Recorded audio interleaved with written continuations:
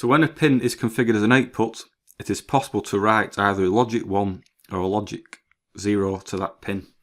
So depending what value we write to that pin, it will either cause 0 volts or 3.3 volts to appear on this external pin. So this is done using a bistable latch circuit inside. So we can either set it to be latch it to a 1 or latch it to a 0, and that will cause either 3.3 volts or 0 to appear on the actual external pin. So we can use a pin to either sink or source small amounts of current. So the pins on the LPC 1768 it's only around 4 milliamps per pin. So this is enough to light LEDs and other kind of small current devices, but it's not enough to power a motor, for example. So if you do want to control a motor via a microcontroller, you need some kind of current amplification. So in the case of a motor, normally some kind of H-bridge or something. So we can control the motor, but it's not got, the pin's not got enough current to drive the motor on its own. So now the positive logic example. So we call this positive logic. So when a logic, so essentially when we write a logic 1, for example, on this pin, the LED will turn on. So we call that positive logic. We write a 1 and it switches it on. So when we write a logic 1 to that pin, what it actually means is we've got 3.3 volts here. So 3.3 volts through this resistor, through the LED. We'll call the LED to come on.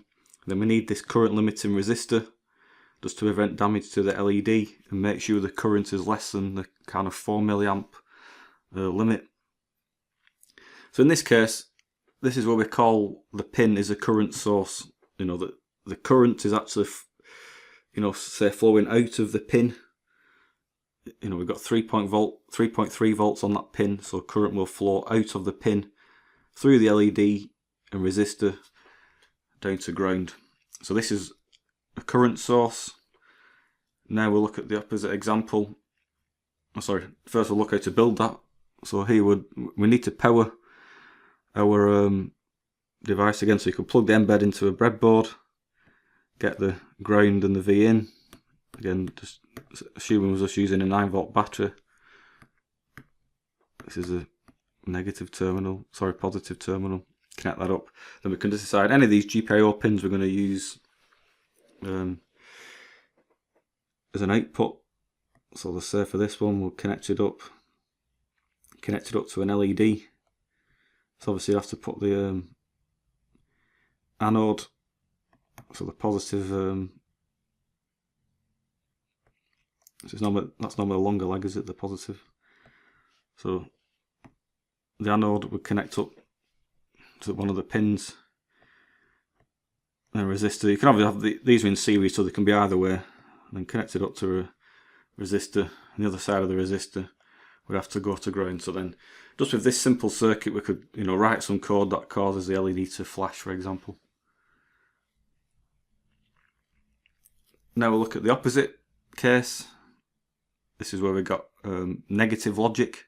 So this is a bit less intuitive, because now when we write, if we put a 0 on the pin, the LED will switch on. So this is kind of not as intuitive as a 1 causes it to come on. So writing a 0 causes it to go on. So this is called negative logic. So when we write a logic 0 to this pin, what actually means is, we've got 0 volts on that pin. So we've obviously got then a potential drop between the supply, 3.3 volt supply, and that pin. So it causes current to flow into the pin.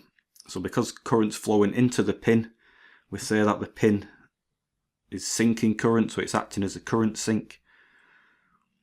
And again, we need this current limiting resistor just to make sure that we can, we don't try and sink too much current, because if that's only a small resistor, more than this kind of about 4 milliamp limit will go into the pin and can damage the pin. So it's very important to use these current limiting resistors.